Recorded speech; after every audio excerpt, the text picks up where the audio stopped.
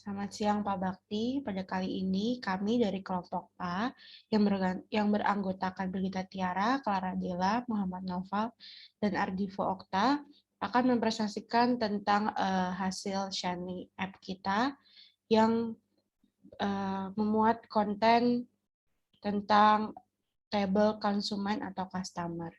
Di sini untuk masuk ke dalam webnya, di sini kita tinggal sign in atau bisa juga kita register.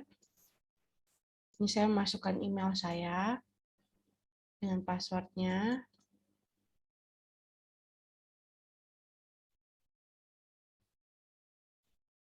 Maka nanti akan masuk ke dalam Shiny App-nya. Jadi di sini, welcome to Ken Database Application. Nah, kenapa namanya Ken Database? Di sini Ken itu artinya tuh dari nama-nama kita, yaitu Clara, Ardivo, Naufal, dan Tiara. Nah, kenapa kami namain Ken? Karena kami tidak terlalu bagus untuk membuat database, namun kami mencoba untuk melakukan yang terbaik. Di sini soalnya itu membuat Shiny App dengan data table customer yang memuat konten.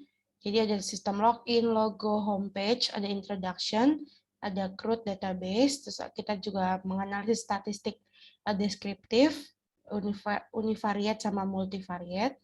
Lalu juga ada statistik inferensial, ada korelasi sama regresi dan klasifikasi. Dan juga nanti di sini ada team member, social link, App-Link, GitHub, YouTube, presentasi hasil. Jadi di sini ada our team member kita. Yang pertama ada Brigita Tiara, di mana NIM-nya 2020-49-2001. Dan saya sendiri Clara Della, NIM-nya 2020-49-218. Lalu ada Muhammad Naufal A 2020-49-217. Dan terakhir ada Kak Ardivo Okta 2019-49-2001. Lalu untuk dashboard-nya, di sini pada dashboard kita menampilkan number of quantity orders atau jumlah kuantitinya dari orders, lalu juga menampilkan average quantity orders per month. Jadi kita menampilkan jumlah rata-rata quantity dari order per bulannya, lalu juga ada total dari pengeluarannya. Selanjutnya untuk statistik descriptive analysis, di mana ada univariate analysis. Jadi di sini analisis univariate ini merupakan serangkaian bentuk penghitungan paling dasar dari teknik analisis data statistik. Nah, jika data hanya bersisa satu variabel dan tidak berhubungan dengan sebab atau akibat hubungan, teknik analisis univariate digunakan. Jadi adapun tujuan utama dari analisis ini tuh untuk mendeskripsikan data secara sederhana dalam menemukan pola di dalam datanya. Jadi hal ini dilakukan untuk melihat mean, median, mode, dispersi, varians, range, deviasi standar, dan lain-lain. Nah, di sini kami menampilkan bar plot yang pertama. Di sini ada nilai minimum, ada nilai kuartil 1, median, min-nya, terus ada kuartil 3, dan maksimumnya. Jadi di sini kami melihat nilai dari frekuensi dengan customer name-nya. Jadi di sini customer dengan total transaksi di atas 8 adalah sebagai berikut. Ya, contohnya Wartian Herku ini dengan frekuensinya 12. Nah, di sini dapat kita lihat ya bahwa frekuensi tertinggi itu bernama customer name-nya itu Ernest Handel dengan frekuensi tertingginya ada di 35. Selanjutnya bar plot akan dijelaskan oleh Tiara. Untuk bar plot yang kedua, di sini menggunakan data dari customer name dan total amount. Dan di situ ada output dari customer ID dan quantity. Ada nilai minimum untuk kuartil 1, median, min, kuartil 3, dan maksimal. Nah, untuk yang kuartil 3 ini dari total pembelian customer-nya kan di situ ada 189,75. Nah, ini kan karena bentuk pecahan, jadi kita buat integer dengan nilai 190. Untuk plot output-nya di sini bisa dilihat untuk X-nya customer name, frekuensi dan Y-nya customer name. Dan quantity di sini untuk warna yang lebih gelap kan untuk data yang tertinggi, dan untuk data yang nilainya tinggi ada di Ernest Handel dengan data 1418. Kemudian analisis selanjutnya adalah inferential analysis. Untuk yang pertama akan menganalisis tentang pengaruh kuantitas pembelian terhadap total pengeluaran per negara. Di sini untuk plotnya mengambil data X dari kuantitas pesanan dari unitnya, dan untuk yang Y diambil dari total jumlah pesanan. Nah, dapat disimpulkan berdasarkan di plot di atas itu, semakin banyak kualitas pembelian pada setiap negara, itu tuh semakin tinggi jumlah total pengeluaran pada setiap negara. Di sini p-value dari model linearnya kan di atas lebih kecil dari alpanya 0,05. Nah, dapat disimpulkan bahwa terdapat hubungan linear antara kuantitas pembelian dengan total pesanan setiap negara. Di situ juga saya membuat untuk model linearnya total order dengan nilai 77,425 ditambah 30,197 dikalikan dengan kuantitinya. Nah, untuk summary untuk korelasinya dari total order dan quantity dapat dilihat untuk tabel estimate.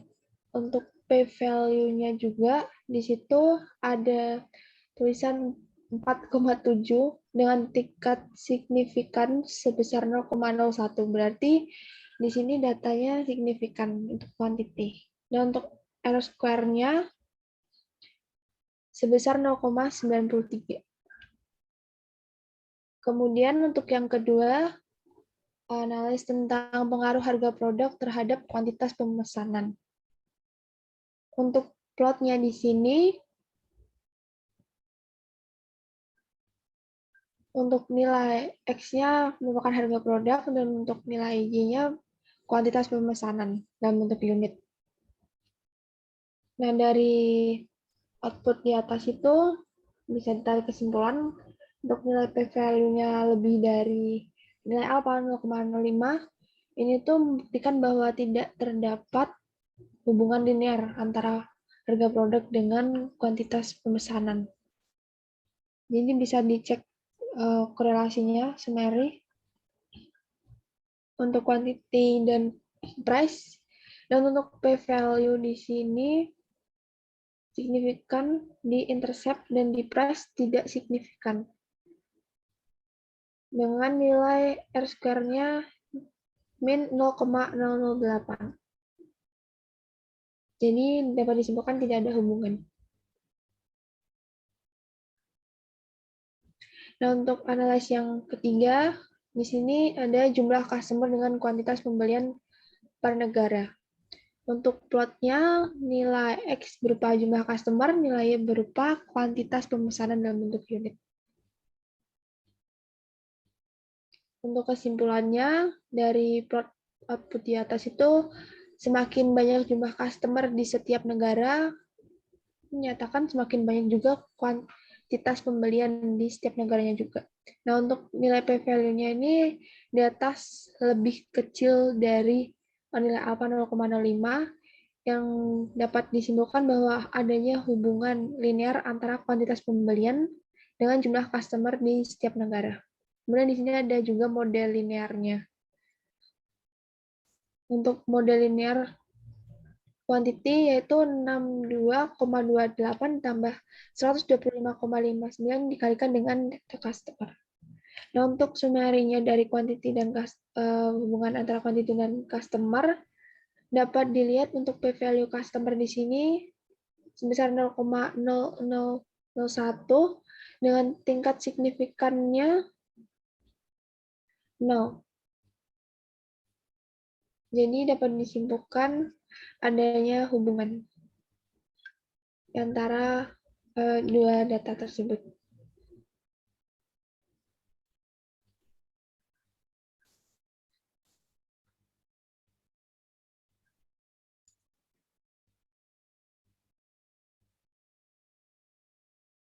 Oke, selanjutnya kita masuk ke raw dataset and source code.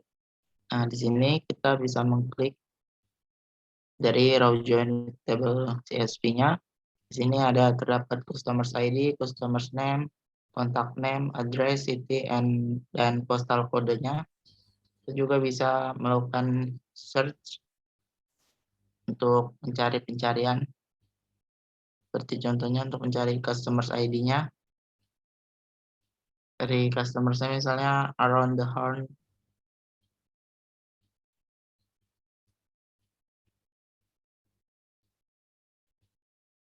Oke, ini berfungsi untuk mencari hasilnya dan showingnya dari data yang kita punya. Nah, selanjutnya ada juga customer CSV-nya. Di sini kita juga mempunyai data-data dari dari customers ID, customers name, contact name, address, city, dan postal kode dari customers.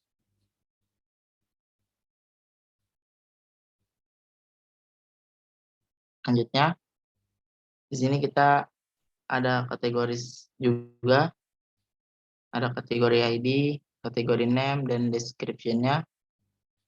Ini juga bisa melakukan pencariannya jika kita membutuhkan suatu data.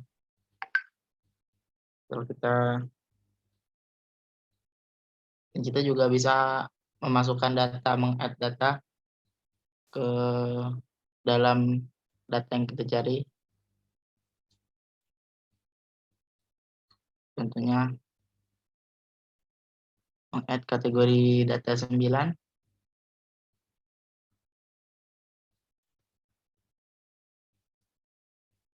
dengan next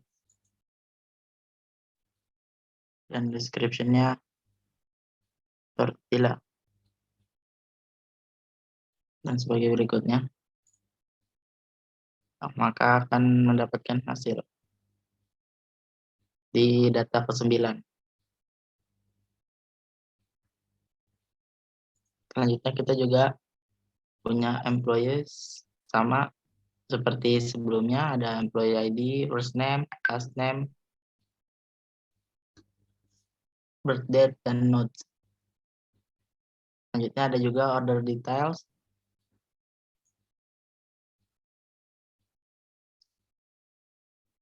sama seperti yang sebelum-sebelumnya, ada order detail ID, order ID, product ID, dan sebagai macam yang lainnya. Dan di sini kita juga ada GitHub.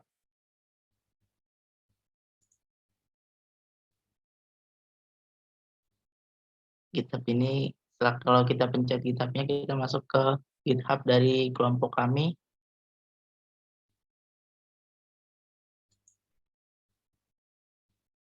Selanjutnya ada juga AirPubs. Nah, AirPubs itu jika kita pencet AirPubs-nya akan masuk ke AirPubs dari Clara Della Evania.